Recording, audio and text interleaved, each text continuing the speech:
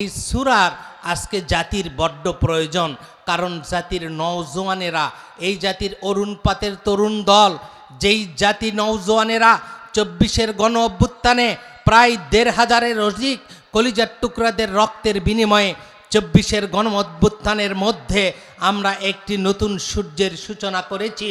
সেই সূর্যের যারা আমাদেরকে আশা জাগিয়েছে, সেই তরুণ সমাজেরা আজকে এই কোরআনের মাহফিলগুলোতে আসতে শুরু করেছে। এটা জাতির জন্য শুভ লক্ষণ। চিৎকার করে বলুন ঠিক না বেঠিক?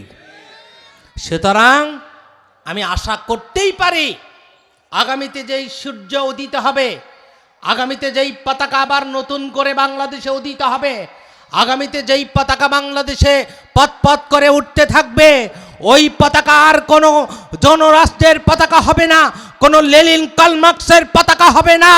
ওই পতাকা হবে আল্লাহর কোরআনের আইন বাস্তবায়ন করে এই জমিনটাকে একেবারে সুন্দর সাবলীল করে একটি ন্যায়ভিত্তিক সমাজ প্রতিষ্ঠা হবে।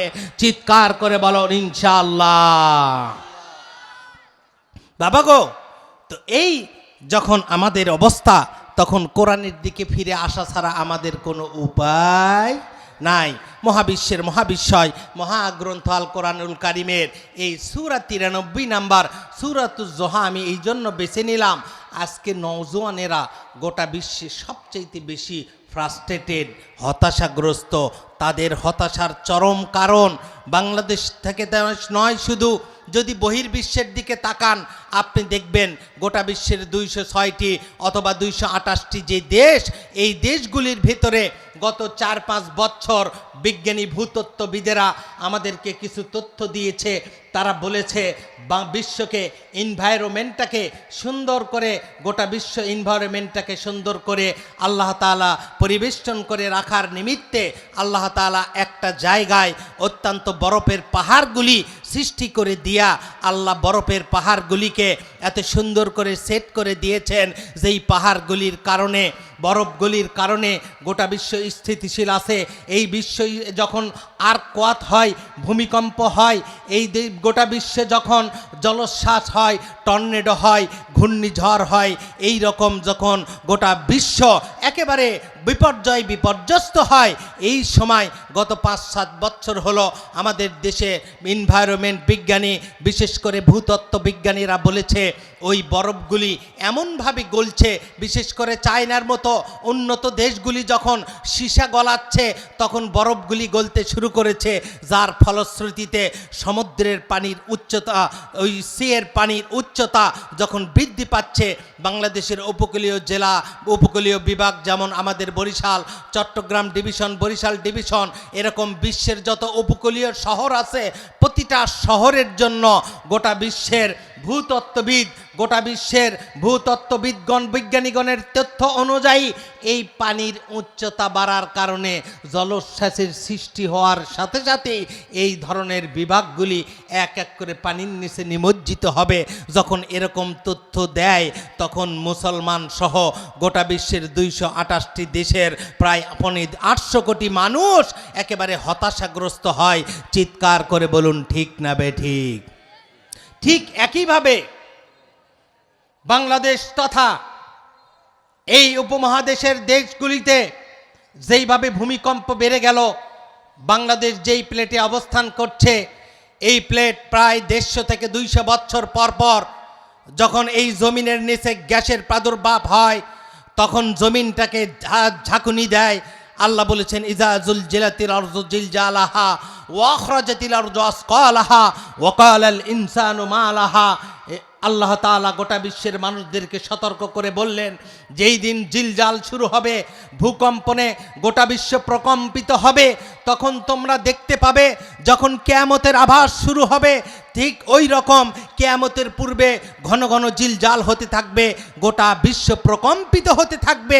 এই আর্কওয়াত আর ভূমিকম্প, এই ভূমিকম্পগুলি আল্লাহ তাআলা সূরা রোমের ৪১ নম্বর আয়াত দিয়ে আমাদেরকে সতর্ক করেছেন, গোটা বিশ্বের মানুষেরা রে, তোমরা জেনে রাখো, তোমরা যদি এই জমিনের উপরে অন্যায়, অবিচার, অত্যাচার, অশ্লীলতা করতে থাকো, তোমাদের বিবাহ বহির্ভূত অবৈধ সম্পর্কের কারণে যদি জমিনটা অপবিত্র করো। জাহারাল ফাসাদু ফিল বাররি ওয়াল বাহরি বিমা কাসাবাত আইদিন নাস, এই জমিনের ওপরে যত বিপর্যয় দেখছো এগুলো তোমাদের অপকর্মের ফসল, দুই হাতে তোমরা কামাই করেছ। এরকম যখন হতাশার বাণী আমার আল্লাহ তাআলা সূরা রোমে দিল, তখন গোটা বিশ্বে দিবালোকের মতো স্পষ্ট হলো।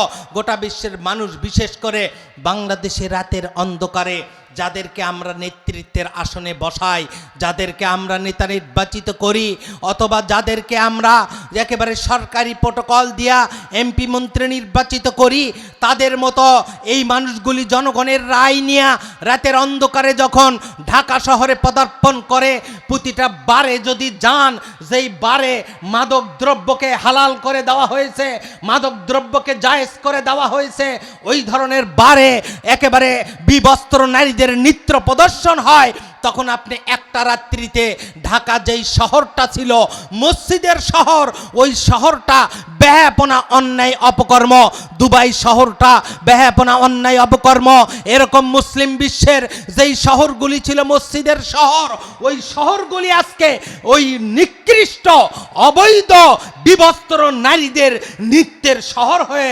পরিগণিত হয়েছে। চিৎকার করে বলুন ঠিক না বেঠিক? এই পরিস্থিতি থেকে আজকে জাতি হতাশ হয়েছে। এটা আমাদের জাতীয় হতাশ। যদি মুসলিম বিশ্বের দিকে তাকান, এই হতাশাগুলি যখন আসে, এই হতাশাগুলি থেকে আল্লাহ তাআলার কাছে এই ট্রেনিং নেওয়ার জন্য আল্লাহ তাআলা যেই মোটিভেশনাল সূরাগুলি আমাদের কাছে নাজিল করেছে, তার ভেতরে অন্যতম একটি সূরা সূরাতুজ যোহা। জোরে বলুন আল্লাহু আকবার। এই জন্য আমি এই সূরাটা চুজ করেছি। আবার যদি মুসলিম বিশ্বের দিকে তাকান, ওআইসিভুক্ত 57টি মুসলিম রাষ্ট্র, বিশেষ করে মুসলিম রাষ্ট্রগুলি 250 কোটি মুসলমানের কলিজায় আঘাত করে গত 2023 সালের 7ই অক্টোবর থেকে যখন গাজার মাটিতে ইহুদি চক্রান্ত করে, নাসারারা চক্রান্ত করেছে, আল কুফর মিল্লাতু ওয়াহিদা, গোটা বিশ্বের কুফরি শক্তিগুলো ঐক্যবদ্ধ হয়েছে মুশরিক ইহুদি নাসারারা, তখন আল্লাহ তাআলা বলেছেন লা তাজিদান্না আশাদ্দান নাস আদাওয়াতাল লিল্লাযিনা আমানুল হুদা ওয়াল্লাযিনা আশরাকু, মুসলমান আর ইমানদারের বিরুদ্ধে সবচেয়ে নিকৃষ্ট নৃশংস যাদেরকে হতে দেখবা তারা হতো মুশরিক আর ইহুদি গোষ্ঠী। এই ইহুদিরা প্ল্যান প্রোগ্রাম করেছিল মসজিদুল আকসাকে ধ্বংস করে থার্ড টেম্পল নির্মাণ করবে। যখন হামাস টের পেয়েছিল, তখন তারা 7 অক্টোবর আবাবিলের মতো তাদের উপরে আক্রমণ করেছিল। যখন ইসরায়েলে আঘাত করেছে, তারা তো সিদ্ধান্ত নিয়েছে শাহাদাতের তামান্না নেবে, আর এই সময় আল্লাহ তাআলা তাদেরকে যখন শাহাদাতের এক এক করে পেয়ালা পান করেছে, কিন্তু ইসরায়েলকে ছেড়ে দেয় নাই। গোটা বিশ্বের 57টি মুসলিম কান্ট্রি তাদের ডানে বামে দাঁড়িয়েছিল। আজকে কত বছর, 2-2.5 বছর হলো গাজার মাটিতে তারা নির্যাতন করেছে। 1000 2000 নয়, 50 থেকে 60,000 আমার কলিজার টুকরাদেরকে হত্যা করেছে, এক একটা কলিজার টুকরাকে হত্যা করেছে। তখন আমরা নাসরুম মিনাল্লাহ ওয়া ফাতহুন কারীব, রবের কাছে দোয়া করেছি, আল্লাহ আমাদেরকে সহযোগিতা করো তোমার কুদরতি হাতে। মুসলিম বিশ্বকে আজকে ওরা নাস্তানাবুদ করে দিচ্ছে। আজকে সুদানের মাটিতে মুসলমানদের খাদ্য জোটে না। আজকে আফ্রিকার জঙ্গল নয়, আফ্রিকা মহাদেশে কালো মানুষ মুসলমানেরা, ইথিওপিয়ার মুসলমান যেখানে বেলাল রাদিয়াল্লাহু তাআলা আনহুর জন্ম, সেই মুসলমানেরা আজকে খাদ্য তাদের জোটে না। ইহুদি নাসারা মুশরিকরা আল কুফর মিল্লাতু ওয়াহিদা, তারা ঐক্যবদ্ধ হয়েছে। এই যখন পরিস্থিতি, তখন মুসলমানেরাও হতাশাগ্রস্ত। চিৎকার করে বলুন ঠিক না বেঠিক? এই হতাশাগুলি কাটানোর জন্য আল্লাহ তাআলা কোরআনুল কারিমে যেই সূরা দিয়েছে, ওই সূরার নাম হলো সূরাতুজ যোহা। জোরে বলুন আল্লাহু আকবার। বাংলাদেশের দিকে তাকান, এদেশের আজকে যে নওজওয়ানেরা তোমরা এসেছ, তোমাদের মতো তরুণ নওজওয়ানদেরকে মিসগাইড করার জন্য, যাদেরকে আল্লাহ তাআলা আমার বাংলাদেশের দামাল সন্তানেরা যারা 24-এর গণ অভ্যুত্থান করে, আপনারা জানেন, আমরাও জানি, এ লেভেল ও লেভেলের ছাত্রছাত্রীরা, ঢাকার কোটিপতিদের সন্তানেরা, তারা কখন বাইরের দৃশ্য দেখতো না, ফ্রিজের মতো তারা সেখানে থাকতো এই 24-এর গণ অভ্যুত্থানের আগে। কিন্তু ঢাকা বিশ্ববিদ্যালয় থেকে যখন ডাক দিয়েছে এদেশকে ফ্যাসিস্ট মুক্ত করতে হবে, এই দেশের অধিপতিরা আলেমদের ওপরে নির্যাতন করে, মাদ্রাসার ওপরে নির্যাতন করছে, তখন এই নওজওয়ানেরা তারা ঘর থেকে বের হয়ে এসেছে। যাদেরকে ওই এসি গাড়ি ছাড়া বাইরে বের হতো না, এসি বাড়ি ছাড়া বাইরে বের হতো না, এ লেভেল ওই লেভেল ইংলিশ মিডিয়ামের ছাত্রছাত্রীরা ওরা রাস্তায় দাঁড়িয়ে পড়েছিল, বাবা মাকে সান্ত্বনা দিয়েছিল, তোমরা আমাদেরকে বিদায় করে দাও, ওই ৭১-এর দামাল সন্তানদের মতো হয় দেশটাকে স্বাধীন করব, নইলে তাজা রক্ত দিয়ে জমিনটা লাল লাল করব। এই সিদ্ধান্ত নেওয়ার কারণে যেই সন্তানেরা আজকে দেশটারে নতুন পতাকা দিল, ওদেরকে মিসগাইড করার জন্য আবু জেহেলের গোষ্ঠীরা, ইহুদি নাসারারা এদেশের রন্দে রন্দে বার্মার বর্ডার থেকে, ভারতের বর্ডার থেকে, আমাদের ত্রিপুরার বর্ডার থেকে আমাদের দিকে মাদক ছড়িয়ে দিয়েছে।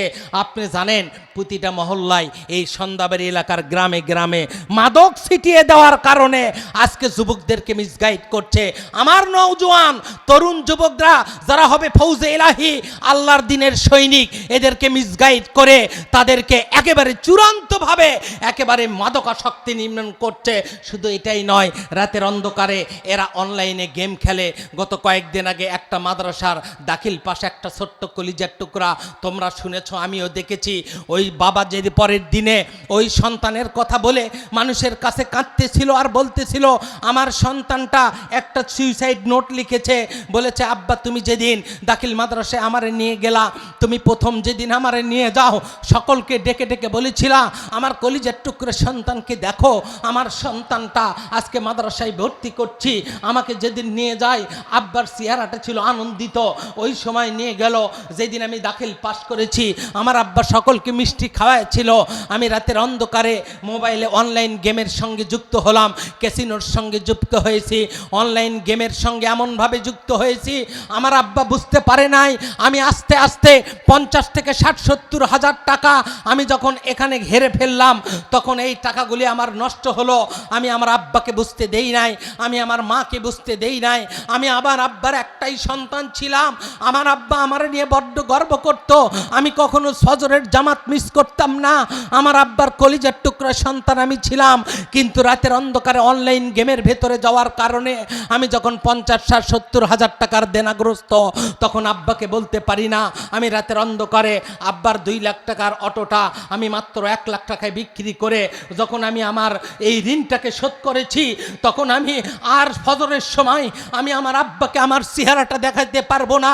এই সুইসাইড নোট লিখে বলেছে, আব্বা পৃথিবীর কোনো মানুষের কাছে আমি ক্ষমা চাই না, শুধু তোমার কাছে ক্ষমা চাই, আমি তোমার একমাত্র সন্তান। এই অনলাইন গেম আমাকে গ্রাস করে ফেলেছে, এই যুবকদেরকে গ্রাস করে ফেলেছে। আমি ঋণগ্রস্ত ছিলাম, একমাত্র উপার্জনের অটোটা আমি বিক্রি করে ফেলেছি, তুমি আমারে ক্ষমা করে দিও। তুমি যদি ক্ষমা করো আমার আল্লাহ তাআলা আমারে ক্ষমা করবে। তুমি তো জানো তোমার সন্তান ফজরের জামাত মিস করে না, আমি তোমার সেই সন্তানই, কিন্তু হঠাৎ করে মিসগাইড হয়েছে। এদেশের মানুষদেরকে, নওজোয়ানদেরকে মিসগাইড করার জন্য তারা সিদ্ধান্ত নিয়ে এই অনলাইন ক্যাসিনো গেম দিয়া তাদের কাছ থেকে লক্ষ লক্ষ কোটি কোটি টাকা লোপাট করছে। এই ফ্রাস্ট্রেটেড সন্তানদেরকে আল্লাহ তাআলা আলোর পথ দেখানোর জন্য যেই সূরাগুলি আল্লাহ তাআলা কোরআনে নাজিল করেছে, তার ভেতরে অন্যতম সূরাতুজ যোহা। জোরে বলুন আল্লাহু আকবার। এই ফ্রাস্ট্রেটেড জাতি, তাদেরকে আল্লাহ তাআলা বলেন ডোন্ট বি ফ্রাস্ট্রেটেড, তোমরা হতাশাগ্রস্ত হবে না। যখনই হতাশাগ্রস্ত, যখনই গোটা বিশ্ব তোমাদের দিকে মুখ ফিরায় নেবে, তুমি বিশ্বে আর কোনো আশা খুঁজে পাবে না, তখনই আল্লাহর কোরআনের দিকে আসো, এই কোরআনটাকে ধরো, এই কোরআনটাকে নিজের বুকে ধারণ করো, কোরআনের এক একটা আয়াত অধ্যয়ন করো। এই কোরআনের ভেতরে তোমার চালিকা শক্তি আছে, এই কোরআনের ভেতরে তোমার চলার আশার পথগুলি আছে।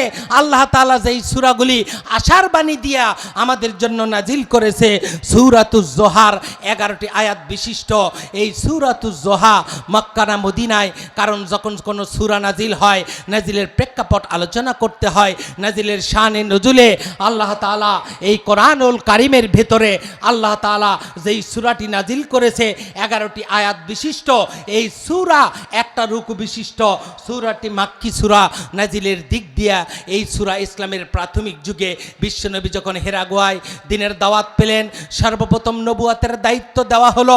নবুয়তের গুরু দায়িত্ব দেওয়ার পরে আল্লাহ রাসূলের ওপরে সূরা আলাকের এক একটি করে 5টি আয়াত যখন নাজিল হলো, আল্লাহ রাসূল রুহুল কুদ্দুস জিবরিল আমিনকে যখন দেখলেন, এই সূরার শানে নজুলে জুনদাম ইবনে ইউসুফ রাদিয়াল্লাহু তাআলা আনহু ইমাম বুখারী কোট করেছেন, আল্লাহ রাসূল সাল্লাল্লাহু আলাইহি সাল্লাম যখন 10টি পূর্ণাঙ্গ সূরা, সূরাতুল মুদ্দাসির, সূরা মুজাম্মিল, এরকম 10টি সূরা নাজিল হলো। 11 নম্বর সূরার সময় বিশ্বনবীর শরীরটা বড্ড অসুস্থ, আমার রাসূলের শরীর বড্ড অসুস্থ। বিশ্বনবী এমন অবস্থায় কয়েকদিন ফজরে তাহাজ্জুদের সময় আমার রাসূল উঠতে পারে না, এমন একটা সময় শরীরটা বড্ড অসুস্থ। কারণ আমার আল্লাহ বলেছে এই কোরআনের এক একটা আয়াতকে রিসিভ করতে আমার রাসূলের বড্ড কষ্ট হতো। ইমাম বুখারী কোট করেছেন আম্মাজান আয়েশা রাদিয়াল্লাহু তাআলা আনহা, তিনি বলেছেন বিশ্বনবীর ওপরে যখন আয়াত নাজিল হতো, আমার রাসূলের ওপরে আয়াত যখন নাজিল হতো, ওই সময় আম্মাজান আয়েশা বলেছে পৌষ মাঘের শীতের মধ্যে আমার রাসূলের ওপরে যখন আয়াত নাজিল হতো, বিশ্বনবী আমার সঙ্গে একই বিছানায় ফরাশে ঘুমাইতাম। যখন বিশ্বনবী আতপাত করে আমার রাসূল একেবারে বিছানায় বসে পড়ে, যখন আয়াতগুলি আমার রাসূল রিসিভ করে, জিবরিল আমিন আয়াত দেয়, আমার রাসূল রিসিভ করে। ওই আয়াতগুলির এক একটা আয়াতের মর্মার্থ, এক একটা আয়াতের ভারত্ব, এক একটা আয়াতের ভারত্ব মর্মার্থ আমার রাসূলের রিসিভ করতে কেমন কষ্ট হয়, গোটা বিশ্বের মানুষরে জেনে রাখো, শুনে রাখো। বিশ্বনবী যখন আয়াতগুলি রিসিভ করে, আমার রাসূলের শরীর ঘেমে একাকার হয়ে যেত। ওই পৌষ মাসের রাত্রিতে, মাঘের রাত্রিতে আমরা শীতে কাঁপতাম, আর আখিরি জামানার পয়গম্বরের ওপরে আয়াত যখন নাজিল হতো, ওই আয়াতগুলি রিসিভ করতে বিশ্বনবীর শরীরে বড্ড কষ্ট হতো। জোরে বলুন আল্লাহু আকবার। আমার রাসূল অত্যন্ত কষ্ট পাইতেন। 10টা আয়াত সূরা নাজিল হলো, এরপরে বিশ্বনবীর শরীরটা বড্ড অসুস্থ। জুনদাম ইবনে ইউসুফ রাদিয়াল্লাহু তাআলা আনহু তিনি বলেছেন, ইমাম বুখারী কোট করেছে, বিশ্বনবীর শরীরটা যখন অসুস্থ, তাহাজ্জুদের সময় আমার রাসূল উঠতে পারে না, তখন মক্কাতে এই সময়টা ছিল, এই ব্যাপ্তিটা ছিল 3 থেকে 12 দিন, কেউ বলেছে 15 দিন, কেউ বলেছে 40 দিন পর্যন্ত বিশ্বনবীর শরীর অসুস্থ। কারণ আয়াতগুলি রিসিভ করতে আমার রাসূলের বড্ড কষ্ট হতো। আল্লাহ রাসূল বলেছেন, ইমাম বুখারী কোট করেছেন, মিসলাল সালসালাতিল জারাস, কোন সময় ঘন্টা ধ্বনির মতো আয়াত যখন নাজিল হতো, ধমধম করে ঘন্টা ধ্বনির মতো বিশ্বনবীর কাছে আয়াত নাজিল হতো, আমার রাসূলের শরীরটা বড্ড কষ্ট পেত, আমার রাসূলের শরীর পারমিট করতো না। এমন একটা সময় বিশ্বনবী যদি ঘোড়ার উপরে থাকতেন, উটের উপরে থাকতেন, ওই সময় জিবরিল আমিন যদি আয়াত নাজিল করত, আমার রাসূলের কত কষ্ট হতো। ওই ঘোড়ার পাটা জমিনের উপরে মরুভূমিতে ডেবে যেত। কারণ এই কোরআনের ব্যাপারে আল্লাহ বলেছেন এক একটা আয়াত কত ভারত্ব, গোটা বিশ্বের মানুষ তোমরা জানো কি, লাউ আনজালনা হাযাল কোরআন আলা জাবালিল লারাআইতাহু খাশিয়াম মুতাসাদ্দিয়াম মিন খাশিয়াতিল্লাহ। এই কোরআনের আয়াত যদি কোনো মানুষের উপরে না হয়ে কোনো পাহাড়ের উপরে নাজিল করা হতো, পর্বতের উপরে নাজিল করা হতো, ওই আয়াতের ভারত্বে পর্বত ধূলিসাৎ হয়ে যেত। এই কোরআনের এক একটি আয়াত রিসিভ করতে আমার রাসূলের বড্ড কষ্ট হতো। জুনদাম রাদিয়াল্লাহু তাআলা আনহু বলেছে, ইমাম বুখারী কোট করেছেন যে ওই সময় 10টা সূরা নাজিল হবার পরে 11 নম্বর সূরার সময় তার শরীর অসুস্থ, কয়েকদিন বিশ্বনবী ওঠে নাই। আমার রাসূলের বাড়ির পাশে আবুল আহাবের স্ত্রী উম্মে জামিল, আল্লাহ রাসূল যখন একেবারে পাশের প্রতিবেশী, যখন তিনি ওঠে না, তখন জুনদাম রাদিয়াল্লাহু তাআলা আনহু বলেছেন, আম্মাজান রাসূল করিম সাল্লাল্লাহু আলাইহি সাল্লামের খাদিজাতুল কুবরাও লক্ষ্য করলেন, কয়েকদিন আল্লাহ রাসূল অসুস্থ, তার উপরে আয়াত নাজিল হয় না। কাফেরেরা গুনগুনানি শুরু করে দিল। আবু জেহেল, উতবা, সাইবা, উকবা ইবনে মুঈত, এরপরে রবিয়া, এরপরে সমস্ত কাফের গোষ্ঠীরা একজন আরেকজনকে বলতে থাকে, দেখো মুহাম্মাদের আল্লাহ মুহাম্মাদকে ভুলে গেছে, মুহাম্মাদের আল্লাহ মুহাম্মাদকে ছেড়ে দিয়েছে। জানো না গত কয়েকদিন হলো মুহাম্মদ আর দিনের কথা বলে না। আল্লাহ বলেছে, বাল্লিগু মা উনজিলা ইলাইকা মির রাব্বিক, নবী গো আপনার কাছে যে আয়াতগুলি আসে ওই আয়াতগুলি প্রচার করেন। 10টা পূর্ণাঙ্গ সূরার এক একটা আয়াত যখন নাজিল হয়, বিশ্বনবী মক্কার ধারে ধারে যায়, এক একজন মানুষের কাছে যে বিশ্বনবীর মুখে মুখ লাগাইয়া আদর করে, যত্ন করে, মহাব্বত করে আমার রাসূল তাদেরকে বলে, তোমরা কি চেনো না আমার উপরে নবুয়তের গুরু দায়িত্ব দেওয়া হয়েছে, আমি আখির জামানার পয়গম্বরের দায়িত্ব পেয়েছি। ও মক্কার মানুষেরা, গত 40টা বছর আমি তোমাদের সামনে ছিলাম, আল আমিন বলে তোমরা আমারে ডাকতা, তোমরা অকপটে আমার হৃদয়টাকে আমাকে ভালোবেসে তোমাদের সমস্ত সম্পদ আমার কাছে গচ্ছিত করে রাখতা। আমি সেই মোহাম্মদ বিন আব্দুল্লাহ, আমি জীবনে কোনোদিন মিথ্যা কথা বলি নাই, তোমাদেরকে কখনো ভৎসনা করি নাই, তোমাদেরকে কখনো কষ্ট দেই নাই, আমি তোমাদেরকে কখনোই তোমাদের কাছে মিথ্যা কথা বলি নাই, ধোকা দেই নাই, কপটতা করি নাই। একবার শোনো, আল্লাহর রাসূল যখন আয়াত নাজিল হয়, ওই আয়াতগুলি মানুষের কাছে নিয়ে যায় দৌড়ে দৌড়ে, আর বলে, বাল্লিগো মা উনজিলা ইলাইকা মির রাব্বিক, রাব্বুল আলামিন আমি রব্বের রাসূলকে এত সুন্দর করে ব্যাখ্যা করেছেন, নবী গো তো আপনি মানুষের কাছে যান।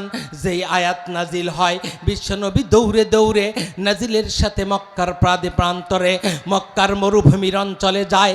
কোথায় কে আছো গো? আয়াত নাজিল হয়েছে শোনো, আমি আখিরি জামানার পয়গম্বরের উপরে একবার শাহাদা বাক্য যদি পাঠ করো, তোমাদের শাহাদা বাক্য পাঠ করার সাথে সাথে আমি মোহাম্মদ বিন আব্দুল্লাহ তোমাদের জান্নাতের জামিন হয়ে যাব। জোরে বলুন আল্লাহু আকবার।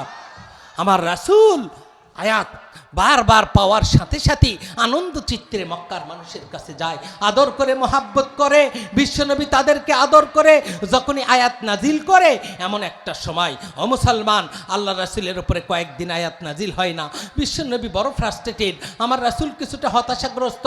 মক্কার মানুষেরা গালমন্দ করে, দেখো তাকে মাজনুন বলে, তাকে কখনো পাগল বলে, তাকে কখনো শায়ের বলে গালি দেয়, কবি বলে গালি দেয়, মাজনুন বলে, পাগল বলে, আবার মোহাম্মদ বিন আব্দুল্লাহকে জাদুকর বলে।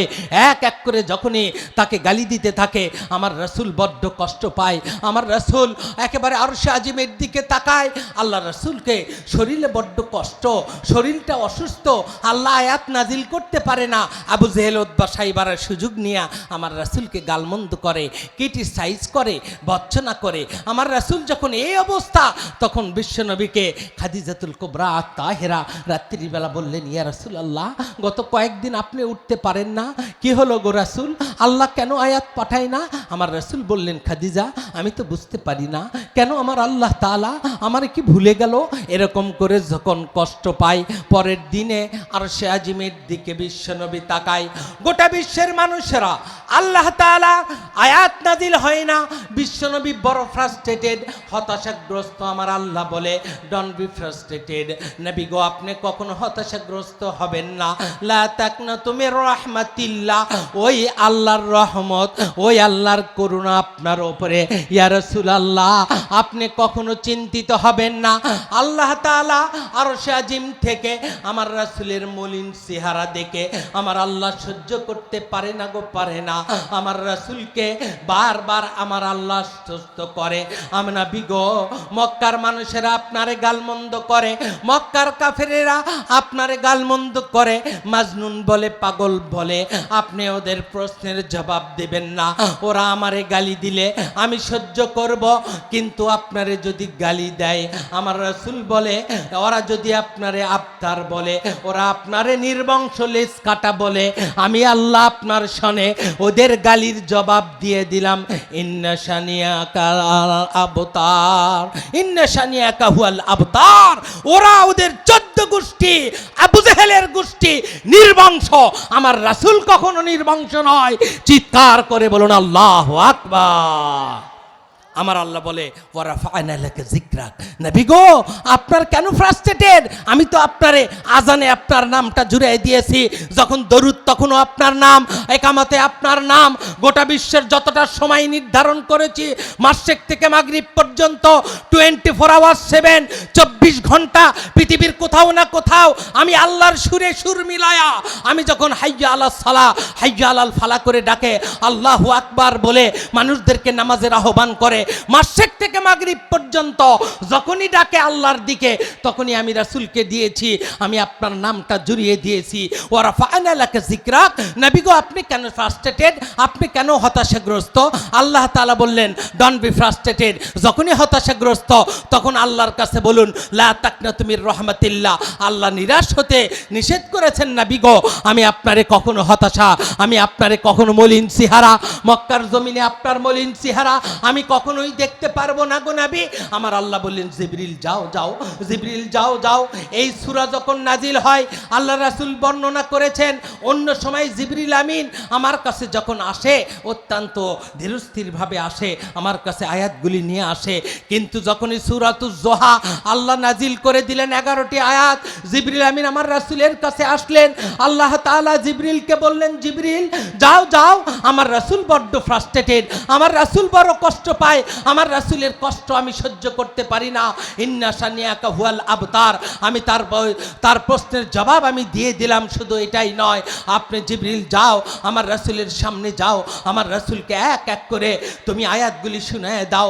জিবরিল আতপাত করে মনে হয় কয়েক মাইল মানুষ দৌড়ে গেলে যেরকম হাঁপাইতে থাকে, জিবরিল বিশ্বনবীর কাছে আসে, এক এক করে আয়াত নাজিল করে। জিবরিল বলে ইয়া রাসূলুল্লাহ আপনি নাকি ফ্রাস্ট্রেটেড হয়েছেন নবী গো। আমার আল্লাহ বলেছেন ওয়াদ-দুহা ওয়াল-লাইলি ইযা সাজা মা ওয়াদ্দাআকা রাব্বুকা ওয়া মা ক্বালা। জোরে বলুন আল্লাহু আকবার। আমার রাসূল এক এক করে আমার রাসূলের কাছে জিবরিল আয়াত পাঠায় ওয়াজ-দুহা ওয়াল-লাইলি ইযা সাজা।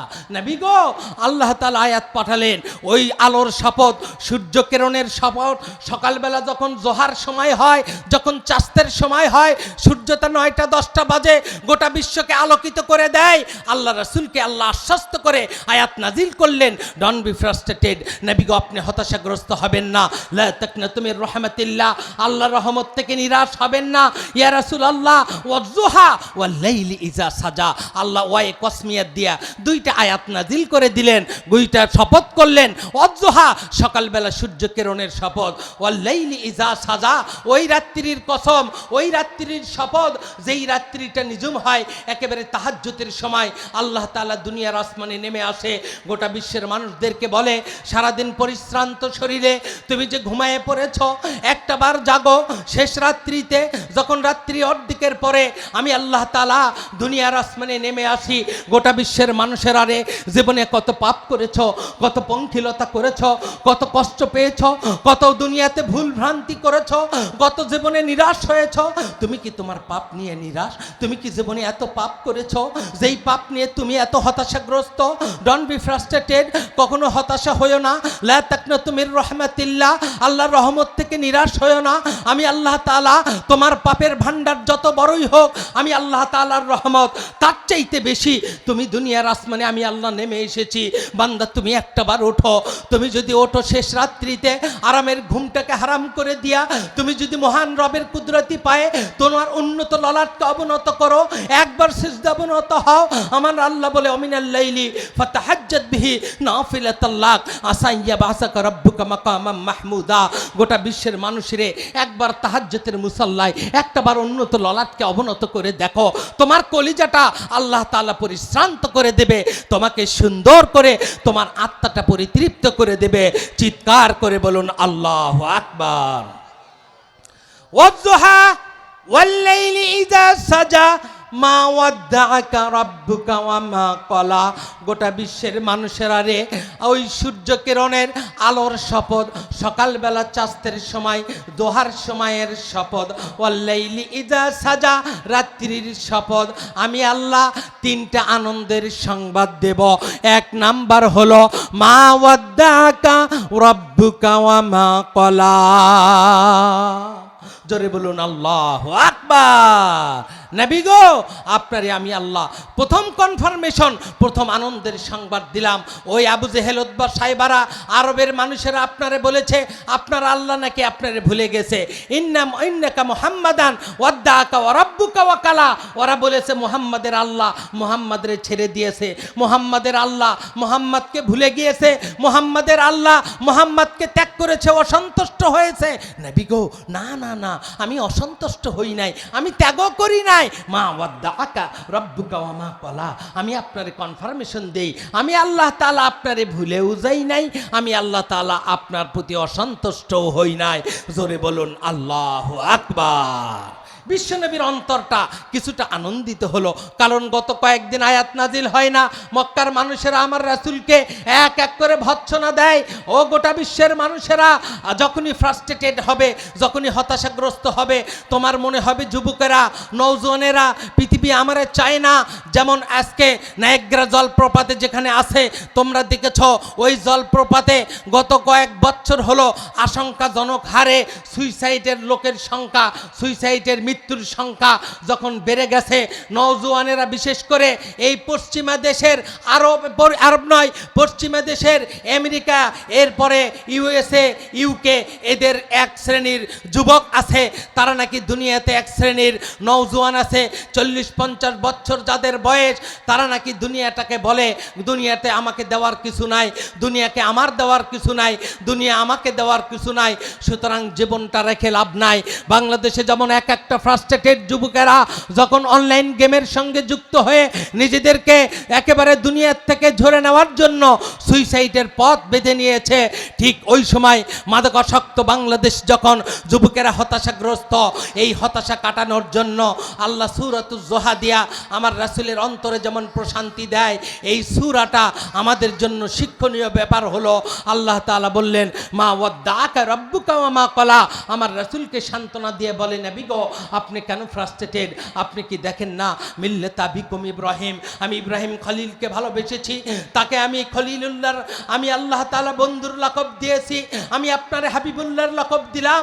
আপনি জেনে রাখুন গো নবী, আপনারে আমি হাবিবুল্লাহর লকব দিয়েছি, আমি আপনারে চূড়ান্তভাবে ভালোবেসেছি।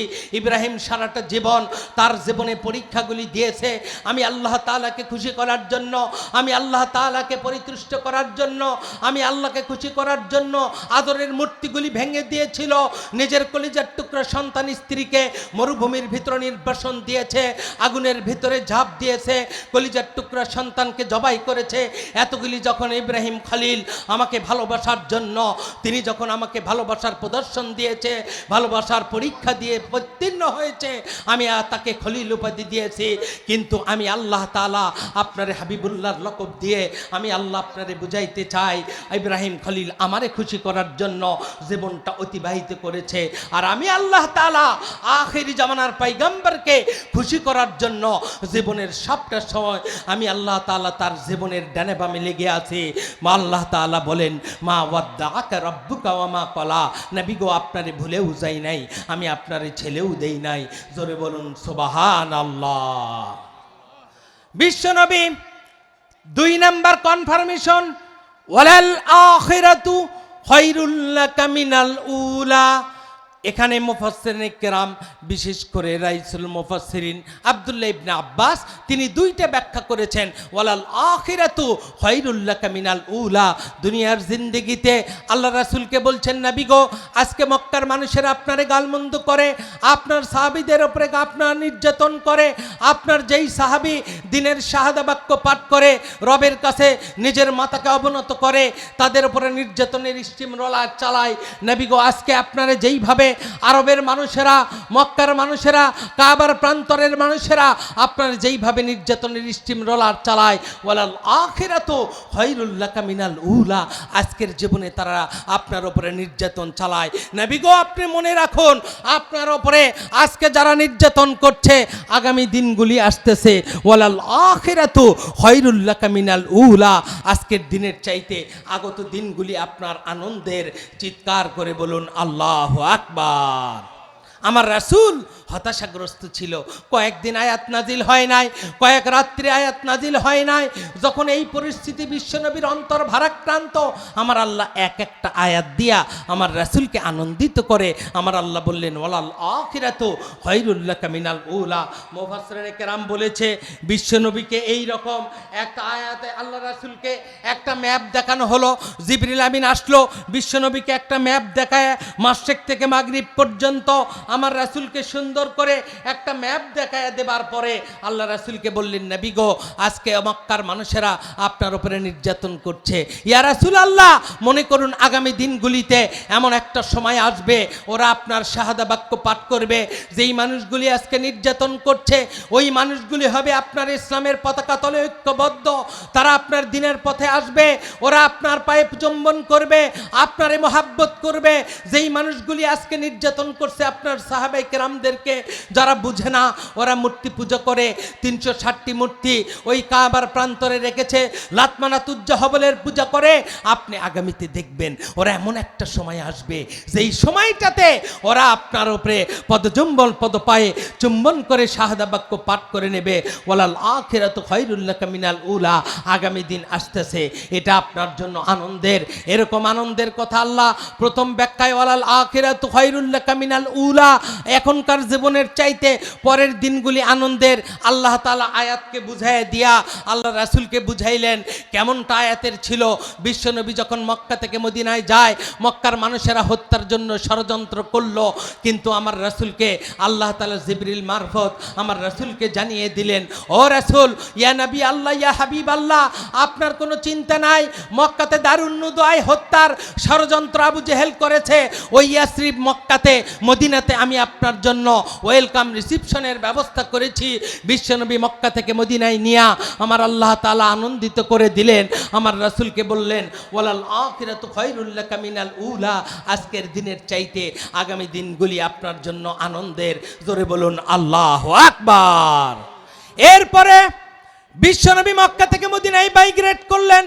বিশ্বনবী যখন মদিনায় গেলেন, মদিনায় যাবার পরে ইসলামী স্টেট কায়েম করলেন। আমার রাসূল ইসলামী স্টেটের প্রেসিডেন্টের দায়িত্ব গ্রহণ করলেন, ইমারতের দায়িত্ব গ্রহণ করলেন। বিশ্বনবী মদিনার প্রেসিডেন্ট। গোটা বিশ্বের মানুষেরা রে আল্লাহর রাসূলকে ওইভাবে যখন তারা প্রেসিডেন্ট হিসেবে গ্রহণ করলো, আল্লাহ বলে ওয়ালাল আখিরাতু খায়রুল লাকা মিনাল উলা। নবী গো, আজকের দিনের চাইতে আগামী দিনটা আপনার জন্য আনন্দের, আল্লাহ আশ্বস্ত করলেন। আর দ্বিতীয় ব্যাখ্যায় আযাইসুল মুফাসসিরিন আব্দুল্লাহ ইবনে আব্বাস বলেছেন, ওয়ালাল আখিরাতু খায়রুল লাকা মিনাল উলা, দুনিয়ার জিন্দেগির চাইতে আখিরাতের জিন্দেগি বড়। দুনিয়ার জিন্দেগির চাইতে আখিরাতের জিন্দেগি খায়ের, দুনিয়ার জিন্দেগির চাইতে আখিরাতের জিন্দেগি প্রলম্বিত।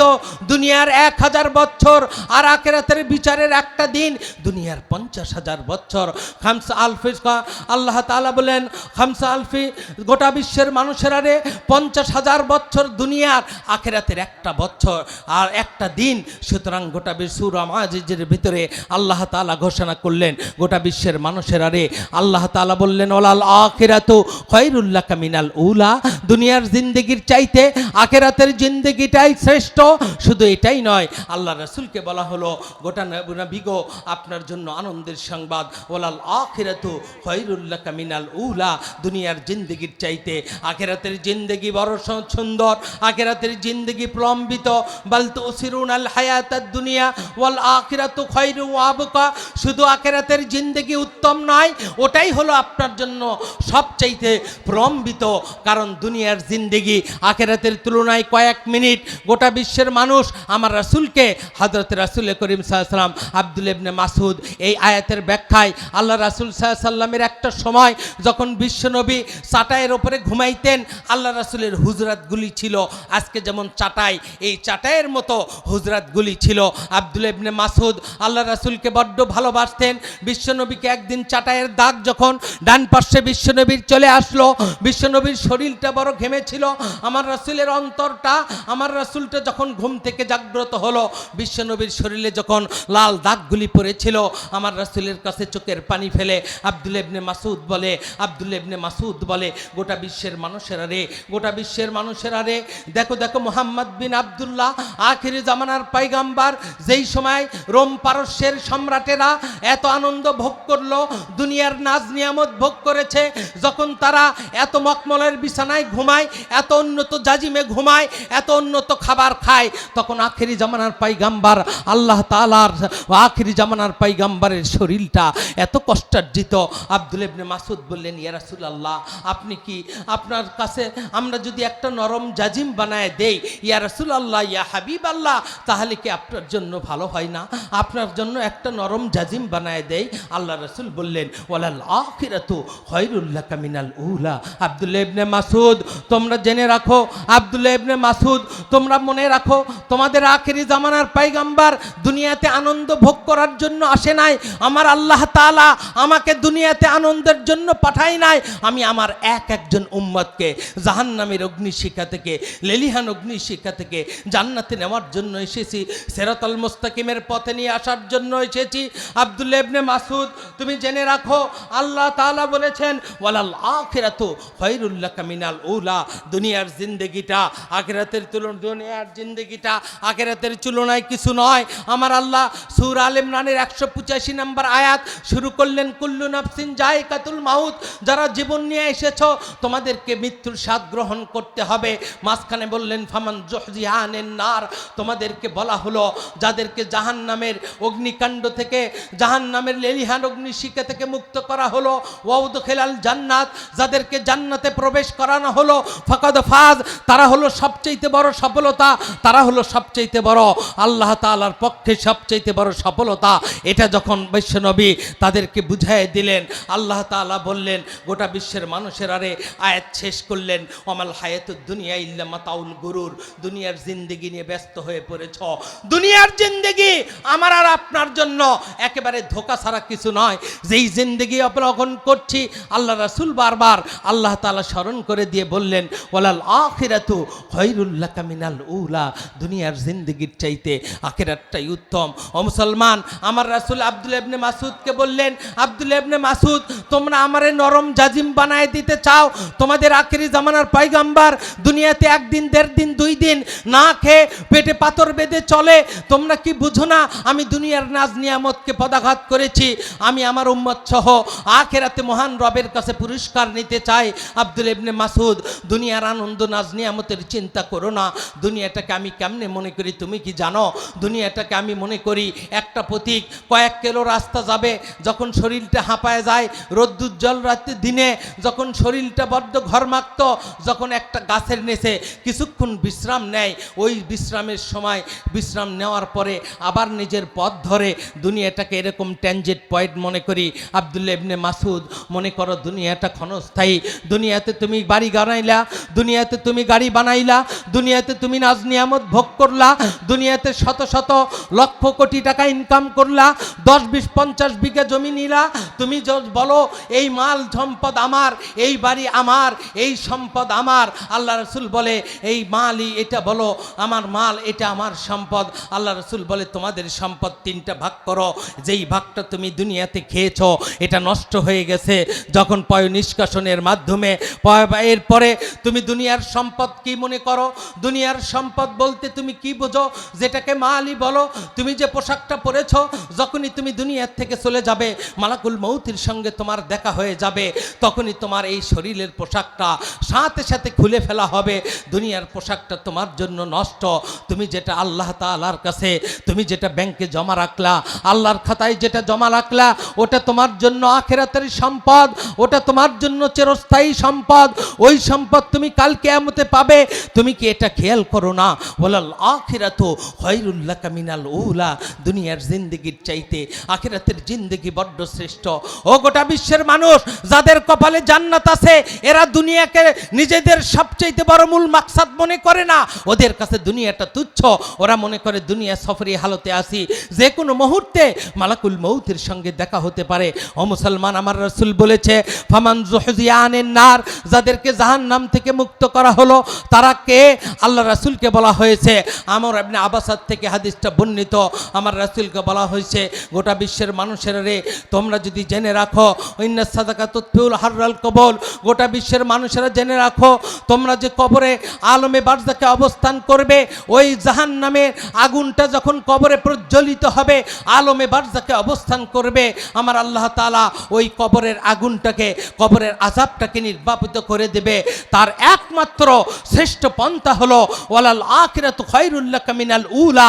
এই আয়াতটা যারা বিশ্বাস করে করেছে আখিরাতের জিন্দেগি সবচাইতে শ্রেষ্ঠ, আখিরাতের জিন্দেগি আমাদের জন্য গুরুত্বপূর্ণ, দুনিয়ার জীবনটা আমাদের জন্য একেবারে আমাদের জন্য একেবারে অস্থায়ী। এই চিন্তা যারা করেছে আল্লাহ রাসূল সাল্লাল্লাহু আলাইহি সাল্লাম বলেছেন গোটা বিশ্বের মানুষেরা রে ওয়ালাল আখিরাতু খায়রুল লাকা মিনাল উলা, দুনিয়ার জিন্দেগিটা আখিরাতের জিন্দেগিটা 10 মিনিট কালেকশনের পরে আমি শুরু করতেছি। আখিরাতের জিন্দেগিটা দুনিয়ার জিন্দেগির চাইতে শ্রেষ্ঠ। ও মুসলমান, তাদের জাহান্নাম থেকে মুক্ত করার জন্য আল্লাহ রাসূল বলেছে গোটা বিশ্বের মানুষেরা রে, আল্লাহ রাসূল সাল্লাল্লাহু আলাইহি সাল্লামের শ্রেষ্ঠ সাহাবায়ে কেরাম জান্নাত পাগল হয়েছিলেন। বিশেষ করে হযরত উসমান ইবনে আফফান রাদিয়াল্লাহু তাআলা আনহু, তিনি জান্নাতের জন্য যেমন পাগল হতেন, তাদের জীবনে হৃদয়ের পাটে একেবারে স্বর্ণাক্ষরে লেখা ছিল ওয়ালাল আখিরাতু খায়রুল লাকা মিনাল উলা, দুনিয়ার জিন্দেগির চাইতে আখিরাতের জিন্দেগি শ্রেষ্ঠ। হযরত উসমান ইবনে আফফান, আল্লাহ রাসূল সাল্লাল্লাহু আলাইহি সাল্লাম যখন তাবুকের যুদ্ধ হবে, বিশ্বনবী যখন 1000 2000 নয় সবচাইতে বেশি সৈন্যদেরকে একত্রিত করলেন রোমান সৈন্যদের বিরুদ্ধে, আল্লাহ রাসূল যখন যুদ্ধের জন্য প্রস্তুতি নিলেন, বিশ্বনবী সকলকে বললেন আনফিকিয়া বিলাল, বিলাল তুমি সহ গোটা আমার উম্মতে মুহাম্মাদিকে জানিয়ে দাও, আমার আল্লাহ তাআলা বলেছেন, আল্লাহ তাআলা গোটা বিশ্বের উম্মতে মুহাম্মাদি বিশেষ করে ইবনে আদম সন্তানদেরকে আল্লাহ বললেন আনফিকিয়া ইবনে আদম উনফিক আলাইকা, আদম সন্তানেরা তোমরা দান করো। আল্লাহ রাসূল বললেন কুল্লু মুসলিমিন আনফিক, তোমরা দান করো, গোটা বিশ্বের মানুষেরা তোমরা দান করো। আল্লাহ রাসূল যখন এই কথা বললেন, হযরত বিলালকে বললেন বিলাল চাদরটা সাহাবায়ে কেরাম, আজকে জান্নাত বিক্রি হবে মসজিদে নববীর পাশে। আল্লাহ রাসূল মসজিদে নববীর বারান্দা, আজকে যে মসজিদে নববী দেখেছেন, মক্কা মদিনা সফর করেছেন, এই বারান্দা যেটা এখন মসজিদে নববীর ভিতরে নেওয়া হয়েছে, বিশ্বনবী সেখানে বসে পড়লেন। তাবুকের যুদ্ধে আমার রাসূল সাহাবায়ে কেরামদেরকে ডাকে, হযরতে আবু বকর কোথায়, হযরত ওমর ইবনে খাত্তাব কোথায়, আমার প্রাণ প্রিয় জামাতা ওসমান ইবনে আফফান কোথায়, তোমরা জানো আজকে জান্নাত বিক্রি হবে। আল্লাহ রাসূল যখন এই কথা বলতেছিল, আল্লাহ রাসূলের সাহাবায়ে কেরাম হযরত ওসমান রাদিয়াল্লাহু তাআলা আনহু বিশ্বনবীর সামনে আসলেন, আমার রাসূলকে বললেন ইয়া রাসূলুল্লাহ লাব্বাইক সাদাইক ইয়া রাবি আল্লাহ, আমি এক্ষুনি আপনার সামনে হাজির, নবী গো কি প্রয়োজন? বিশ্বনবী বললেন আমাদের প্রায় 15,000 থেকে 20,000 উট আমাদের এখনই প্রয়োজন। ওসমান তুমি কি দান করতে চাও? আজকে যারা মুহাম্মদ বিন আব্দুল্লাহর হাতে হাত রেখে তোমরা যদি আজকে দান করতে পারো, তোমাদের জান্নাতের জামিন হয়ে যাব। এক এক করে বিশ্বনবী জান্নাতের ডাক দিলেন, জান্নাতের জন্য সাহাবায়ে কেরাম পাগল হয়ে গেলেন। আমার রাসূলের সাহাবায়ে কেরাম হযরত রাসূল করিম সাল্লাল্লাহু আলাইহি সাল্লাম যখন মা বোনদের পাশে গেলেন, হযরত বিলাল রাদিয়াল্লাহু তাআলা আনহুকে নিয়ে মা বোনদের পর্দার পাশে যে বললেন আনফিকে আসমা তোমরা দান করো, আমার মা বোনেরা দান করো। আমি যখন মেরাজে ছিলাম, আমার আল্লাহ তাআলা ওই জাহান্নামের লেলিহান অগ্নিশিখা আমারে দেখায়ছিল, ওই সময় আমি তোমাদেরকে বেশি দেখেছি, কারণ তোমরা আশিরাতুল তাকফুরুনাল আশিরা, তোমরা স্বামীর যখন নিয়ামতের অস্বীকার করো, স্বামীকে যখন তোমরা ভর্ৎসনা করো, স্বামীর প্রতি শুকরিয়া করো না, তোমাদের এই অপরাধের কারণে আর তোমাদের গালমন্দ করার কারণে আর তোমাদেরকে মানুষের কুচ্ছা রটনা করার কারণে আমি বেশি বেশি জাহান্নামী দেখেছি। মা বোনেরা দান করো। বিশ্বনবী যখন নিজের বরকতময় চাদরটা বিছিয়ে দিলেন, মা বোনেরা নিজের সম্পদ, নিজের স্বর্ণ, নিজের গলার হার, নিজের কানের দুল আল্লাহ রাসূলকে দিতে থাকলো। হযরত বেলালকে নিয়ে আমার রাসূল সাল্লাল্লাহু আলাইহি সাল্লাম এক এক করে দানের জন্য যখন হাতটা বাড়িয়ে দিল, মা বোনেরা জাহান্নাম থেকে বাঁচার জন্য বুখারীর বর্ণনায় এসেছে, যেদিন আল্লাহর সামনে দাঁড়াবো, মহান রব আমাদেরকে এক এক করে ডাকবেন, এক এক করে আল্লাহ তাআলা, কোনো মধ্যপন্থী মধ্যস্থতা লোক থাকবে না। আমি কথা বলবো আল্লাহর সঙ্গে, আপনিও কথা বলবেন আল্লাহর সঙ্গে।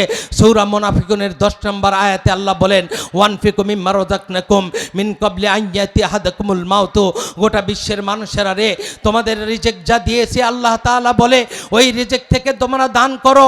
তোমরা কখন দান করবা? যখন তোমাদের মালাকুল মউতের সঙ্গে দেখা হবে, তার পূর্ব মুহূর্তে তোমরা দান করবে। আল্লাহ তাআলা এইভাবে যখন বললেন ওয়ানফিকু মিম্মা রাযাকনাকুম মিন ক্বাবলি আন ইয়াতি আহাদাকুমুল মাউত, মালাকুল মউতের সঙ্গে দেখা হওয়ার পূর্বেই তোমরা যদি দান করো, এই কথা যখন বিশ্বনবী বললেন, এক এক করে সাহাবায়ে কেরাম দেয়। হযরতে ওসমান বিশ্বনবীর কাছে আসে, ডান দিকে বিশ্বনবী হাত দিয়ে দেখায়, হযরত ওসমান দৌড়ে ডান পাশে যায়, হযরত রাসূল করিমের সামনে বলে, ইয়া রাসূলুল্লাহ কি প্রয়োজন? ওসমান রে আমার উটের প্রয়োজন। হযরত ওসমান বলে, ইয়া রাসূলুল্লাহ তাবুকের যুদ্ধের জন্য 100 উট দিলাম। বিশ্বনবী বলে, মাঝখানে কে আছো? তোমরা একটু দাঁড়াও। হযরত ওসমান আবার মাঝখানে যায়, বিশ্বনবীকে বলে, আরো 100 উট দিলাম। আল্লাহ রাসূল বাম প্রান্তে বলে, সাহাবায়ে কেরাম তোমাদের ভেতর থেকে জান্নাতের জন্য পাগল কে? কে জান্নাতের জন্য পাগল? এই কথা শুনে আবার ওসমান বাম দিকে যায়। আল্লাহ রাসূলকে একবার দুইবার নয়, হযরত ওসমান রাদিয়াল্লাহু তাআলা আনহু বিশ্বনবীর সামনে দাঁড়ানো, আমার রাসূলকে বলে, ইয়া রাসূলুল্লাহ আমি ওসমান, আমার যে সম্পদ আল্লাহ দিয়েছে ওই সম্পদের 4 ভাগের 1 ভাগ সম্পদ আল্লাহ রাসূল বলে 3000 উটের সমপরিমাণ হবে। ওই পরিমাণ যুদ্ধের সামানা, কেউ কেউ বলেছে 15,000 উটের যুদ্ধের সামানা যতখানি হযরতে ওসমানের দান অতখানি, অর্থাৎ 7 কেজি 7.5 কিলোগ্রাম 7,500 কিলোগ্রাম, অর্থাৎ 7.5 কেজি গহনা, 15 মণ রৌপ্যের চাইতে বেশি স্বর্ণ, রৌপ্যের চাইতে বেশি সম্পদ হযরত ওসমান দান করলেন। বিশ্বনবী বললেন, ওসমান তুমিও জান্নাতি। এরপরে হযরতে ওমর ইবনে খাত্তাব আমার রাসূলের সামনে এসে বলে, ইয়া রাসূলুল্লাহ আজকে মসজিদে নববীতে জান্নাত বিক্রি হয় গো নবী। আমি ওমর যেদিন থেকে ইসলাম কবুল করেছি ওই দিন থেকে আমি ওমরের সব সম্পদ আল্লাহ তাআলার রাস্তায় দান করেছি। ইয়া রাসূলুল্লাহ আমি ওমরের স্থাবর অস্থাবর যত সম্পদ আছে সব সম্পদের অর্ধেক করে আমি এই সম্পদগুলি 2টা ভাগ করে 1 ভাগে যা ছিল আমি ওমর আজকে আপনার জন্য নিয়ে এসেছি। জোরে বলুন মারহাবা। হযরতে ওমর ইবনে খাত্তাব জীবনের সম্পদের অর্ধেক নিয়ে এসে বলে, ইয়া রাসূলুল্লাহ হযরত ওমরের জন্য কি জান্নাত নাই? ইয়া রাসূলুল্লাহ আল্লাহ রাসূল বললেন, ওমর আনতা জান্নাতি, তুমিও জান্নাতি, ওমর জান্নাতি, ওসমান জান্নাতি। ডানে বামে তাকাই, কোথায় আমার কলিজার টুকরা আবু বকর? আমার রাসূল ডানে তাকায়, বামে তাকায় সাহাবায়ে কেরাম ঝড়ের মতো যার যত। আল্লাহ রাসূল বললেন, বুখারীর বর্ণনায় এসেছে, যদি তামরাত পাও একটা খেজুর দানা দিয়ে হলেও তুমি জাহান্নাম থেকে মুক্ত হও। আমার আগে যিনি আলোচনা করেছে আব্দুল্লাহ ইবনে মাসউদ, সূরা আল ইমরানের 133 নম্বর আয়াত, আল্লাহ রাসূল ওই আয়াত পড়লেন। আল্লাহ বলেন, ওয়াসারিউ ইলা মাগফিরাতিম মির রাব্বিকুম ওয়া জান্নাহ আরদুহাস সামাওয়াতি ওয়াল আরদ উইদ্দাত লিল মুত্তাকিন। গোটা বিশ্বের মানুষেরা রে জান্নাতের দিকে দৌড়াও, আল্লাহর ক্ষমার দিকে দৌড়াও। তোমাদের বসে থাকার সুযোগ নাই। দুনিয়াতে কয়েকটা দিনের জন্য এসেছো, আগামীকাল সূর্য উদিত হতে হবে। তুমি হয়তো দুনিয়াতে থাকবা কি থাকবা না, আগামীকাল ফজরে আজান হবে, তোমার সূর্য উদিত হবে, তুমি দুনিয়াতে অবস্থান করবা কি করবা না। গতকালকে দেখলেন গাবতলীতে চাকলাতে আজকেরই ঘটনা, একটা নওজোয়ান দেখেছেন অটো চালাইতো, সিএনজি চালাইতো, আমাদের খুব পরিচিত টকবগে যুবক। গতকালকে ছোট্ট একটা অপারেশনের জন্য যখন বগুড়া ক্লিনিকে ভর্তি হয়েছিল, সুস্থ মানুষ অপারেশনের জন্য গেল, কিন্তু দেখলেন মাত্র 3 ঘন্টার ব্যবধানে অক্সিজেনের সমস্যার কারণে সেই ভাইটা একেবারে তাজা একজন ভাই দুনিয়ার থেকে চলে গেল। মাত্র 40-45 বছর বয়স, মুসলমান দুনিয়ার থেকে যাব। আল্লাহ রাসূল ওই কথাই বলেছে, ওয়ানফিকু মিম্মা রাযাকনাকুম মিন ক্বাবলি আন ইয়াতি আহাদাকুমুল মাউত। আমার বান্দা বান্দিরা, আমি আল্লাহ তাআলা তোমাদেরকে যেই রিজিক দিয়েছি ওই রিজিক থেকে যতটুকু সম্ভব দান করো। অন্তত পক্ষে একজন মুসলমানও আল্লাহর দান থেকে বকিল হবে না। আমার রাসূল বলেছেন, লা ইয়াদখুলুল জান্নাতা বকিল। যারা দুনিয়াতে বকিল কৃপণতা করবে তাদের জন্য সব সম্ভব। আল্লাহ রাসূল বলেছে, যারা দান করে ওরা কারীবুম মিনাল্লাহ, ওরা হলো আল্লাহর নিকটবর্তী। কারীবুম মিনান নাস, মানুষদের নিকটবর্তী। কারীবুম মিনাল জান্নাত, আল্লাহ তাআলা বলেন তারা জান্নাতের নিকটবর্তী। আর বাইদুম মিনান নার, ওরা জাহান্নাম থেকে যোজন যোজন গজ দূরে। যারা আল্লাহর পথে নিজের জীবন দেবে, আবার জান আর মাল দুটেই দেবে। আল্লাহ তাআলা ওই কথাই বলেছে, ওয়া তুজাহিদুনা ফি সাবিলিল্লাহি বিআমওয়ালিকুম আনফুসাকুম ওয়া আনফুসিকুম যালিকুম খায়রুল লাকুম ইন কুনতুম তা'লামুন। গোটা বিশ্বের মানুষেরা রে, জান আর মাল দিয়ে আল্লাহর পথে জিহাদ করো। ইন্নাল্লাহা আশতারা মিনাল মুমিনিনা আনফুসাহুম ওয়া আমওয়ালাহুম বিআন্না লাহুমুল জান্নাহ। আল্লাহ বলে, গোটা বিশ্বের মানুষেরা রে, আমি মুমিনদের জান আর মালের বিনিময়ে আমি আল্লাহ তাদের কাছে জান্নাত বিক্রি করে নিয়েছি।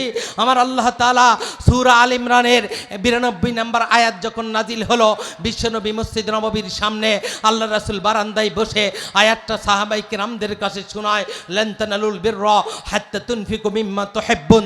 গোটা বিশ্বের মানুষেরা রে, তোমরা তো জানো আল আখিরাতু খায়রুল লাকা মিনাল উলা, দুনিয়ার জিন্দেগির চাইতে আখিরাতটা বড়, তোমাদের জন্য উত্তম। দুনিয়াতে এক মুহূর্তের বিশ্বাস নেই, নিঃশ্বাসের বিশ্বাস তোমাদের কাছে নাই। আল্লাহ তাআলা তোমাদেরকে উঠায়ে নেবে। গোটা বিশ্বের মানুষেরা যখন আল্লাহ রাসূল এই আয়াত বললেন, নাজিল হওয়ার সঙ্গে সঙ্গে লান তানালুল বিররা হাত্তা তুনফিকু মিম্মা তুহিব্বুন, তুমি ততক্ষণ পর্যন্ত আল্লাহর কামিয়াব হতে পারবে না, আল্লাহর জান্নাতের মেহমান হতে পারবে না, যতক্ষণ পর্যন্ত তোমার সবচেয়ে প্রিয় বস্তুটা আল্লাহর রাস্তায় দান করবে। এই কথা যখনই একজন সাহাবী শুনলেন, আল্লাহর রাসূলের আনসারী সাহাবী আবু তালহা যখন বিশ্বনবীর কাছে শুনলেন, আবু তালহা আল আনসারী আমার রাসূলের কাছে বলি, ইয়া রাসূলুল্লাহ, আয়াতটা আরেকবার বলুন। বিশ্বনবী বলে, লান তানালুল বিররা হাত্তা তুনফিকু মিম্মা তুহিব্বুন। গোটা বিশ্বের মানুষেরা রে, জেনে রাখো, আল্লাহ তাআলা তুমি ততক্ষণ পর্যন্ত জান্নাতের দরজা খুলতে পারবে না, তুমি ততক্ষণ পর্যন্ত জান্নাতের দরজা উন্মুক্ত পাবে না, যতক্ষণ পর্যন্ত তোমার সবচেয়ে প্রিয় বস্তু আল্লাহর রাস্তায় দান করবে। আবু তালহা বললেন, ইয়া রাসূলুল্লাহ, আপনার এই আয়াতের ব্যাখ্যা আমি বুঝেছি, আমি আবু তালহার জান্নাত লাগবে, দুনিয়ার কোনো কিছু লাগবে না। আপনি জানেন আবু তালহার কয়েকটা খেজুরের বাগান আছে। ইয়া রাসূলুল্লাহ, এই মসজিদ নববীর পূর্ব পাশে যেই বাগানে আপনি একেবারে গরমের সময়, গ্রীষ্মের সময় আপনার শরীরটা যখন ঘরমাক্ত, ঘেমে একাকার, তখন আপনি যেই বাগানে কিছুক্ষণ অপেক্ষা করেন, যেই বাগানের ভেতরে একটা পানির কূপ আছে, আপনি সেখান থেকে একেবারে ঠান্ডা পানি নিয়ে যখন আপনার চেহারাটা ঘরমাক্ত চেহারাটা একেবারে আনন্দে পুলকিত হয়, আমি আবু তালহার কলিজাটা ঠান্ডা হয়ে যায়। ইয়া রাসূলুল্লাহ, আপনি বলেছেন জীবনের শ্রেষ্ঠ সম্পদ আল্লাহকে দান না করলে জান্নাত পাবো না। আবু তালহার জান্নাতের বড্ড প্রয়োজন গো রাসূল, আপনি আমারে বলুন, আমি এই বাইরুহা নামক বাগানটা আমি আপনারে দান করে দিলাম আল্লাহ তাআলার ওয়াস্তে। ইয়া রাসূলুল্লাহ, আমি আল্লাহ তাআলাকে দান করে দিলাম। আমি আজকে সমস্ত সাহাবায়ে কেরামদেরকে সাক্ষী রেখে বাইরুহা নামক বাগানটা আমি আজকে থেকে দান করে দিলাম, আমি আবু তালহার জান্নাতের প্রয়োজন। এই কথা যখনই শুনলেন, হযরত আবু তালহা আল্লাহ রাসূলের সামনে আসলেন। বর্ণনাকারী আনাস বলে, আবু তালহাকে দেখে আল্লাহ রাসূল বললেন, আবু তালহা তুমিও জান্নাতি, আবু তালহা তুমিও জান্নাতি, আবু তালহা তুমিও জান্নাতি, আল্লাহর জান্নাত কিনে নিয়েছে আবু তালহা। আল্লাহ রাসূল বললেন, আল্লাহ তাআলা আয়াত নাজিল করেছিলেন, তানালুল বিররা হাত্তা তুনফিকু মিম্মা তুহিব্বুন, তুমি তোমার জীবনের শ্রেষ্ঠ সম্পদ যদি আল্লাহ তাআলার কাছে দান না করো, তোমার কপালে জান্নাত জুটবে না।